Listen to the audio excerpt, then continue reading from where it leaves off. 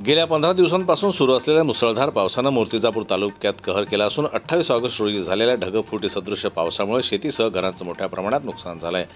रामटेक येथील ग्रामस्थांनी या नुकसानीबाबत सामूहिक निवेदन उपविभागीय अधिकारी संदीप कुमार अपार व आमदार हरीश पिंपळे यांना 20 ऑगस्ट रोजी सादर केलं। निवेदनात शेतकऱ्यांना तातडीने नुकसान भरपाई द्यावी तसेच सतत गैरहजर राहणाऱ्या तलाठी नेहा खंडारे यांच्यावर कारवाई करावी अशी मागणी करण्यात आली आहे।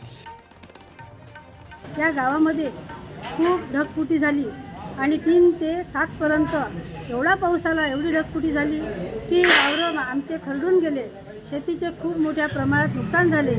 तरी आम्हाला शेतकऱ्यांना असं वाटते की एकरी 50,000 रुपये मदत मिळावी आणि तेही तात्काळ, कारण शेतकऱ्याचे खूप नुकसान झालेले आहे। आणि मी पंचनामे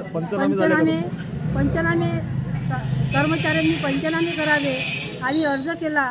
तहसीलदार साहेब, एसडीओ साहेब आणि हरीश पिंपळे आमदार साहेब यांच्याकडे आम्ही अर्ज देखील दाखल केले आहे। ग्रामस्थांच्या म्हणण्यानुसार अतिवृष्टीमुळे खरीप पिके पाण्याखाली जाऊन कुजली असून अनेक ठिकाणी शेत जमिनी वाहून गेल्या आहेत।